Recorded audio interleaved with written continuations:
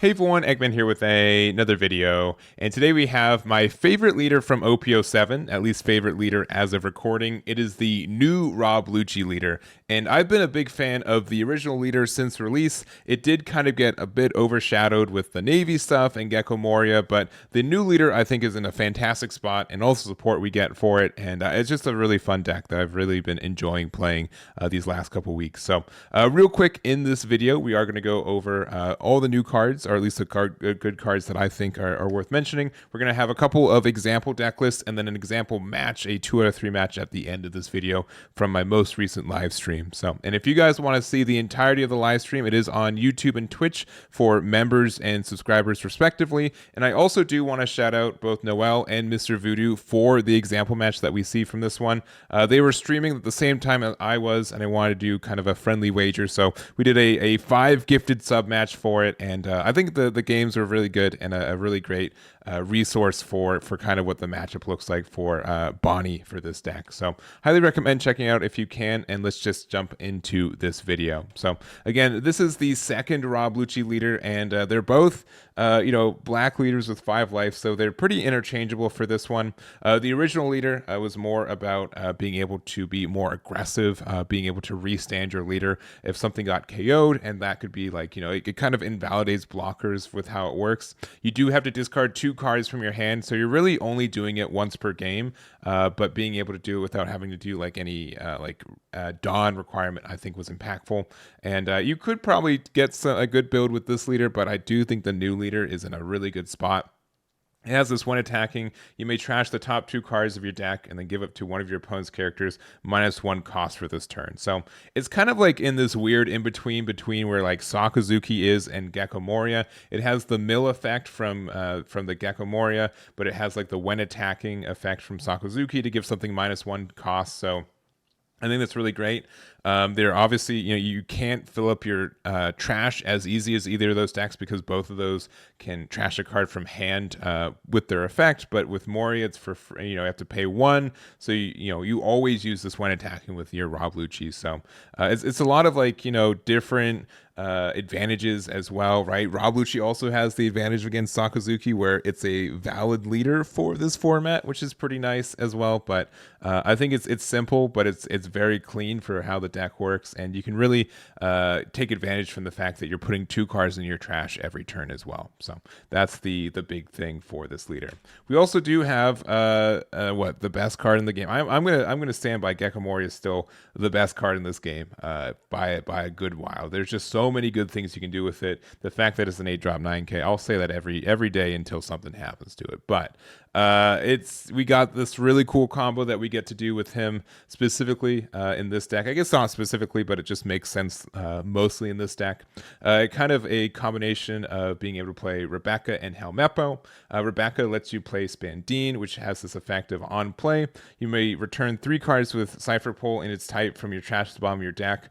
Play up to 1 4 or lower character card with Cipher Pull in its type other than Spandine from your trash rested. So if you have no cards on your board, you can play Gecko Moria, Rebecca, Helmeppo, Spandine, and then Spandine plays the Rob Lucci, and then Rob Lucci will be able to get rid of a 1 and 2 cost. However, we're going to have our leader effect, which gives something -1. We're going to be able to play Helmeppo, which gives something -3. And if we have Enos Lobby out, we also give another -2. So that's a total of 6 reduction, which means that across 2 cards, Rob Lucci can get a removal of like 9 cost worth of cards. And then you are also just casually playing how much is this? 11, 21 at a cost of cards on your board, like going super wide. So it's pretty silly. It's pretty silly if you're able to get this entire combo off. And the fact that like most of like Gecko Moria, the leader itself is that you can play Moria for 8, but then you're either like, oh, you have to play Rebecca and then like maybe like a Helmeppo Brook kind of thing, or you have to like you can play Rob Lucci, but you don't get a blocker. The fact that you get the blocker, the reduction, and the removal with this entire combo is huge for it. So you're not going to see this every game. It's not always going to be the best play format, but the fact that you get this flexibility with Spandine to say, you know what, I need the blocker and the Rob Lucci removal, you can do it. It's fantastic. And this is without any additional reductions, which we could still get in this deck too. So it's a really nasty combo, and something that I think will be a hallmark for this deck. There's combos like this, but it's really disgusting when it goes off. And then we do get some new utility cards as well. Tempest Kick is probably the big one. It's kind of like a replacement Great Eruption for Cypher Pull. Now, this card got released before Great Eruption got banned, but it has this activate main. You get to draw one card, and then after this, if your trash has 10 or more cards, give up to one of your opponent's characters -3 cost for the turn. So there's some situations where you'd wish it was reversed. You get the -3 for free, and then the draw if you have 10 or less, and sometimes you're okay with it this way, but it's a pretty good card. -3 gets you into a lot of things as well. So for example, if you have the Tempest Kick and then you have like Innis Lobby and then your leader -1, that's a reduction of 6, which means your Rob Lucci can get rid of an 8 cost, which is conveniently very good in a mirror match like this one. So as a replacement Great Eruption that you can use specifically in this deck, a little bit easier. I think Moria has a harder time getting 10 cards into the trash with all the cards that you end up putting back into the bottom of your deck anyways in comparison. This is a really good replacement for the card in the deck as well.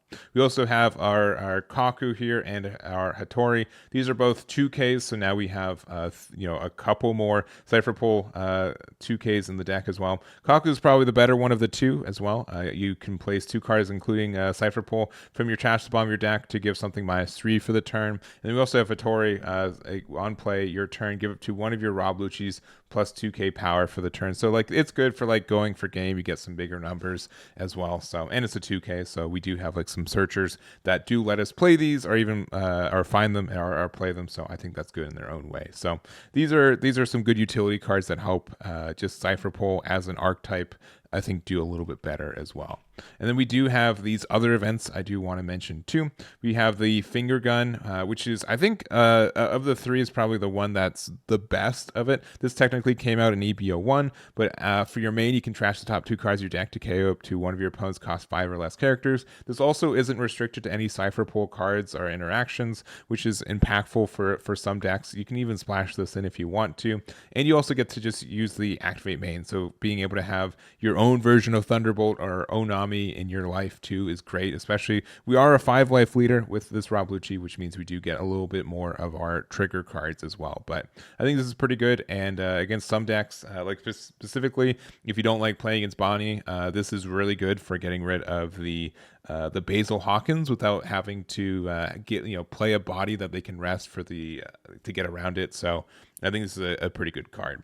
We also have the Shave, which is a one cost counter. Give it to one of your leaders or characters plus 2k power for this battle, and then if you have 10 or more cards in your trash, you can return one card that contains Cypher Pull to your hand. So this is actually potentially I really want to like this card, and I think it's really close to being good. And if you play this card, I don't think it's a terrible card to add for it. Leaving one Dawn open is a little bit tricky, but getting to 10 cards into your trash is not too terrible in like the mid to late game for this deck in particular. You also can get cards like, there's just like the amount of cards you can get off this is fantastic. You can get a 2k, you can get like a Rob Lucci to play next turn, like a 5-cost Kaku. You also have the Stussy, which we'll talk about in a little bit. The fact that we can find one of our like larger boss monsters to play off this on the next turn, I think sets up a lot of plays. So I haven't made a build that specifically runs this card, but I really want to test some stuff and see if it's worth the additional draw from this, which is again is pretty rare in one piece, and you can definitely get some good advantage from a card like this potentially. And then we have Iron Body. I think this one's pretty rough. You get a plus 6k for 2, but I don't think the game really revolves around getting out of bigger attacks. I think it's like getting out of like medium-sized attacks. So using 2 Dawn to get out of 1 attack for sure in some matchups feels good, but I think it's not so good. But it's in another event, so I just want to mention real quick. And then we do have our top end as well. So these we have Sabo and Sussy. They are like the new cards from the set. We also have Isho, which we'll talk about in a second, but I think it's a good pick and a good kind of tech choice for what we're seeing in this meta. But Sabo, of these ones, I think Sabo's the one I like the most right now. The fact that we're able to get rid of a 5 or less or a 3 or less, which also just turns into a 5 or less or 4 or less against stuff like red purple law, which I think is going to be pretty present. There's just like some really good combos you can do with this Sabo to get some good removal with it. So I think it's worth it. It's also an 8 drop 9k, so those are some good numbers on a body like this one. Also, like, I find that we always have a card that we can trash from hand with this deck too, so you're never like worried about having to pay that cost. There's even like times where like I've been like 8 Dawn and I have Sabo and Moria in my hand, but I don't really have a good Moria play, so I discard like a 4 drop Rob Lucci, which I can then play with my Moria next turn too. So that's some like good sequencing with it, and I think this is the better of them. But that's if we're kind of like more of a mid-range, low to the ground kind of meta. If we're playing more against like a Nell and like taller decks, this Stussy is obviously the better one on that way. Just on play, you may place one of your characters into the trash, KO up to one of your opponent's characters, so pretty nice on that one. There's also Cipher Pole, so again, you can find it off like your copy of Shave. And we do also have a 1-drop searcher for the deck too, so this is, you can play like 1 or 2 copies with this, and if you play any of your searchers, you're going to see this more often than not, which is kind of nice. So, and then we have Isho. Isho's good for probably one of our worst matchups in this meta, which is the Black-Yellow Luffy. Being able to get some discards from them, I think is good, helps you with the deck, and then also the Dawn times 1 on this leader actually comes up pretty often as well. So I think it's a solid card for the meta. If we had side decks, it would 100% be in my side decks, but the only issue with this is that it's really useless against red purple law more times than not. We almost always want Sabo in that matchup for the boards that they build. And Isho is a little bit lackluster for that one. So I have a hard time playing it like more than 2 copies if I do. But man, when I see it on curve, or if I'm playing against Black Yellow Luffy, it's one of my favorite cards for those matchups. So anyways, those are kind of the top end for it, and then we do have like a couple other like cards which we'll talk about in the deck list too. But I think these are kind of like the main cards that we really want to talk about. It's just, again, like every deck that can run Moria, you have to be like, what is my combo? How can I take advantage of this card? And I think Rob Lucci has some really stellar plays off this 8-drop Moria as well. So, anyways, those are kind of the cards I want to talk about individually, and let's go to the example builds. All right, and so we have 2 example builds. This is, I'd say, like the more basic build for it. If you want to play a deck that, or just a build of it that is more standard for what the combos look like and everything else, I think this is a very good example build for this one. This isn't the build that we went and did the example match with, but I think if you are trying to understand how the deck works and the value, this is a solid one for this one. So we are running like the 2Ks we're wanting. I found room for 1 copy of Isho. We're still kind of relying on the Sabo a little bit more. We also have this like Luffy here that is this 5 cost 6K, which has this 1 attacking trash up to one of your opponent's characters cost 2 or less. Then place any number of characters with a cost of 4 or more from your trash to the bottom of your deck in any order. This character gets plus 1k power during this turn for every 3 cards placed at the bottom of your deck. So this gets some pretty big numbers for late game. It's also pretty relevant for like Black Yellow Luffy, being able to use this to being able to make a bigger attack without having used that Dawn investment. Means that there's like some good value from a card like this, and it's a 1k, so it's not terrible for what it is. And I know a lot of people have been trying to tech it in for that matchup as well. So, but other than that, it's looking like Gecko Moria and Sakazuki stuff, right? We do know like the good cards. Spandam is good, and it has to be for a Cipher Pole leader. So being able to use that with a new leader is really good. We already have the Spandine as well. And I do like the Brook. I think Brook's a really good card for this deck as well, especially since we get so much reduction if we are playing the Innis Lobby, which this card is fantastic. When this card was released, we had so many different like we had reductions, but like the removal usually meant you had to like discard a card from hand, and like it was just the reduction for it wasn't worth it when we didn't have like Moria or like Rob Lucci 4 cost or cards like that to take advantage of the additional reduction. So, but now that we have what we have, like being able to go -3 with no Dawn investment every turn is obnoxious. So that helps a lot on your removal, which is also why we're not playing something like Ice Age. I think it's a little bit superfluous, but if you like playing the card, I think you can play a copy or two as well. But again, here's the example build. That's like the basic build. And then the build that I was playing for the entirety of my stream, including our example match, is this build, which is a little bit different. The big changes for this one is that we are playing the copies of Hogback as well as Perona. And the reason for adding the Hogback in my mind and why this worked when I tested over our 12 games, but I think that this card is fantastic when our leader just mills so much. There are just times where you're like, oh, well, my leader just milled out 2 copies of Moria, or my Spandam like found the card, right? But like we milled our Moria, right? We need that Moria in hand to play on curve. So being able to play Hogback on turn, 4, 5, 6 Dawn to get back our Moria so we can play it later is just solid, right? And there's just some times where we could play it like we get Rebecca, use it to get Hogback back, and then we can play Hogback for 4 later. There's just like some good combos you get to do with this guy to be able to get our Moria. So, and on top of that too, there are some times where we need to get like another 2k to hand, so we can use that to get Perona, which is really nice. And also, like as much as I do like the 4-drop Kaku, I like this card just a little bit better. It's also a 2k. You don't have the Cypher Pull tag for it, but the Kaku does have like the unfortunate thing where you need to be able to you have to bottom deck 2 Cypher Pull cards, which is kind of expensive kind of early game. But there's some times where, you know what, I've got nothing better to do. I'm going to play this Perona, make my opponent discard a card, right? Or like the -3, even though like this is conditional. If they have 4 cards in hand, we're not going to be able to use it. But being able to use this to get the reduction without having to get the minus or anything, being able to use Hogback to be able to get a 2k to hand, our Moria, just whatever makes sense in the moment. I just think it's solid. I think it's just like a solid little engine for a deck that just mills so much. None of our stuff is restricted to Thriller Bark, so which is the why I chose for it. So I do respect it's a little bit cheesy. It kind of helps our consistency by for like our high end plays by reducing the consistency of our low end plays, if that makes sense.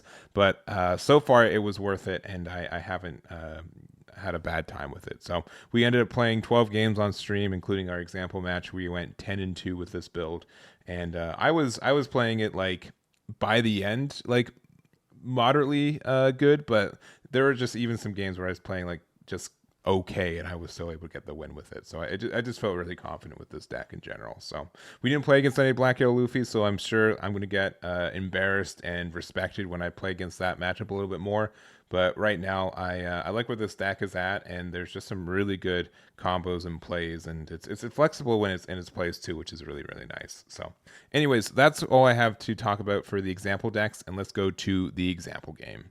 All right, and here's our example match. It's against Noel playing the new Bonnie leader. I also do want to shout out to Noel as also Mr. Voodoo for doing this match with me. They were doing a big stream testing Bonnie earlier, and I wanted to do a best of 3 with them. So really fun time, and I appreciate them doing this kind of spur of the moment as well. So we ended up going second.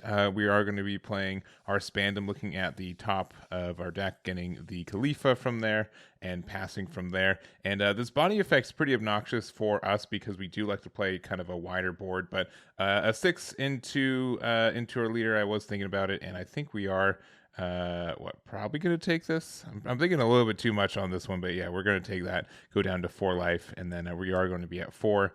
And I was kind of thinking like, what is our best play here? And I think what we're gonna do is we're just gonna attack into the Bonnie. We're gonna be able to get the rest on our Spandam, and then we're just gonna be playing the Rob Lucci. Even if we're not playing anything off of it, I think just having this body on board is gonna be pretty good, just because they don't really have a fantastic way to get value from it.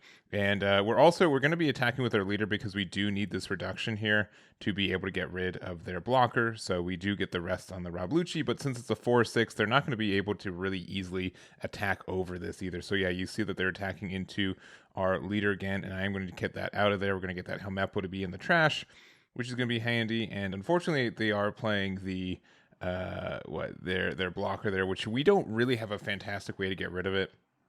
But this 5k attack, we are going to use that to just get more cards into our trash. I think that's a little bit more important for this spot too. See if we can get like an early block. And we're going to just get out the Perona and the Spandam, get another Kaku to our hand, and then make them discard one and pass from there. So we won't want to like attack with the Lucci because we know that they could just get the easy block with it. Or if they want to get the card draw, they'll get the card draw. So we kind of want to give them at like a medium hand size, pressure the cards that they have on board, and but also be able to go wide. So they play the early kind of Hody, which is strong for being able to pressure the board here. And I think we just, decide to save our Perona here. Just get more bodies that stick on the board. Maybe could have let this one go. But then big think there, they're going to attack 7 into us. We're going to take it. They're going to attack 8 into us. And I think we're thinking about taking this one too. But we're really, really, really thinking about, we end up going down to 2. And then we got this. So first attack for sure, we're going to attack into their Basil Hawkins 9-7. See if they give us 2 cards. They do. We're going to go another 7. Go right in there. We're going to take it again. And I'm thinking about math on how we can do it because we do have like the Rebecca in our hand. I really wish we had the Innis Lobby on the board. That would make our math a little bit easier. Because I think there's some math where we can get rid of the Hody. But I think just plain attacking over the Basil Hawkins and their Hody just makes a little bit more sense. Yeah, so we're gonna try to do that. We're gonna go. Yeah, I'm really thinking on this one. Yeah, we're gonna go 7 to there. See, oh, they do take it. All right. Well, if that's the case, then we're just going to get rid of the Hody and just go from there. So use the card action, mill 2 more. And go from there. So clear board is nice. They can play something like a Dofi potentially, but putting 3 Dawn on us means that we can get out of this. We do have to do 2k, 1k, 1k, but that's fine. They're playing another Basil Hawkins, and they're going to pass. So we're going to go another attack into their leader. They're going to get the rest. That's fine. We're going to start with these little baby swings of this 5k. We're going to go another 5k there. We're going to go I think we should probably have gone a 7k, but yeah, we're going 7k there, or 6k there. And then we're just going to be playing out another Moria, and we're just not going to add a card to hand. We're just going to draw another 2k and then pass from there. So we have a pretty okay hand. We have a Rebecca. They could like Hody to try to go for game, but I think we have enough cards on the defense for us too. If they also try to play like a additional copy of like an 8-drop kid or something, I think we're fine.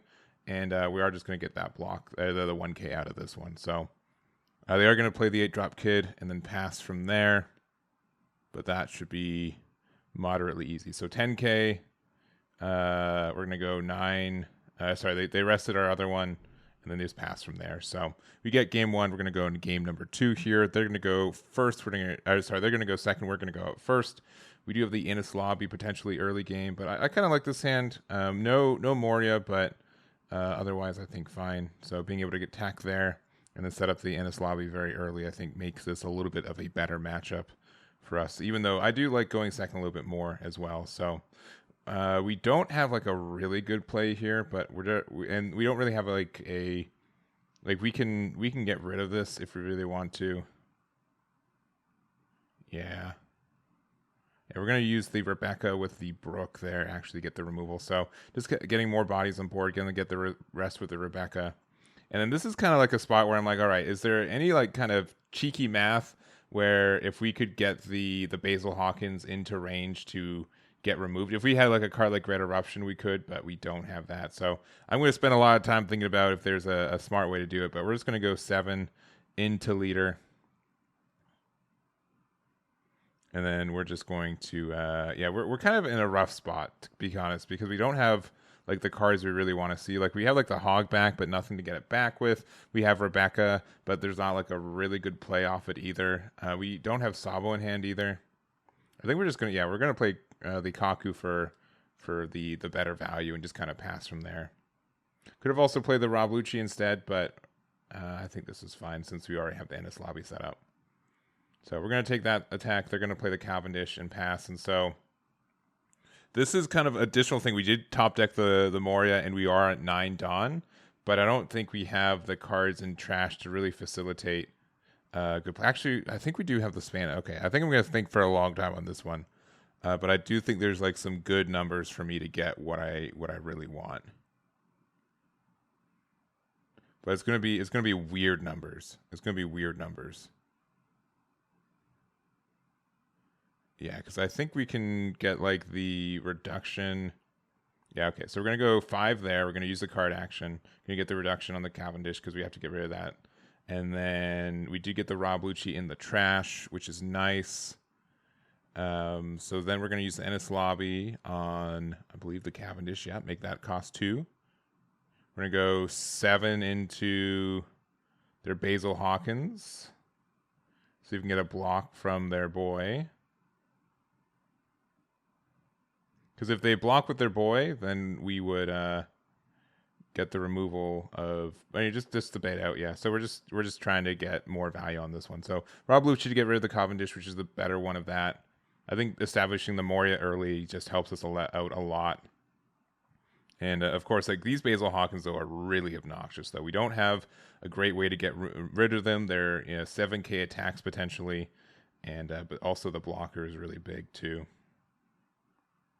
And we do double 1K on this one, which doesn't feel great. So they are going to go attack with the Basil Hawkins again, and then play another Cavendish, and then another one. So this is pretty aggressive from Noel here. This is getting a little bit scary for us. And but with the double Tempest kick in hand, we can make a couple miracles happen. I think I'm going to do some poor math as well, but yeah, we're going to go 9 to 7. I think that's the first thing we do, no matter what. Yeah, we get another 2K, 1K out of hand. We go another 7 into there, and then we're going to use Tempest.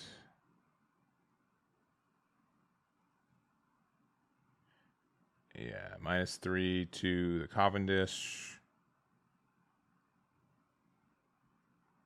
Believe, yeah, -3 there.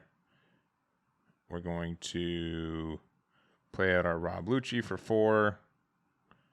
Use the effect. All right, yeah. And I wanted to do it that way. So we could have like gotten rid of the we could have done math with the -1 from leader, but I didn't want them to get the block, so that's why we did it in that way. But then we go, they go pretty aggressive here, and this is also where it gets scary. They do play 10-drop Dofi as well, and that card is good for trying to end the game. So I think the best way for us to do is try to just get rid of their 1 copy of Basil. And then we just kind of have to bunker up from there. So we're going to attack into there. We're going to go the safety 9 into the other one. I'm really tempted to not, but yeah, safety 9. And then I'm thinking like I want to be able to Rebecca and Sabo, but I don't think it's possible. And at this point too, if they have a Hody, they just end up winning. So we get the Sabo, get rid of 2 dead cards out of hand, and just pretty much hope they don't have Hody. I think Hody wins them the game if they have it in their hand right now. And the Dofi also goes pretty strong too, but they're going to go 10 into 5, which based off numbers, I think we could be good. Since we do have 2 2Ks and 4 1Ks in hand, we've got some pretty good defenses there. Moria is not the best card from this part of our life, but they're going 10 here as well.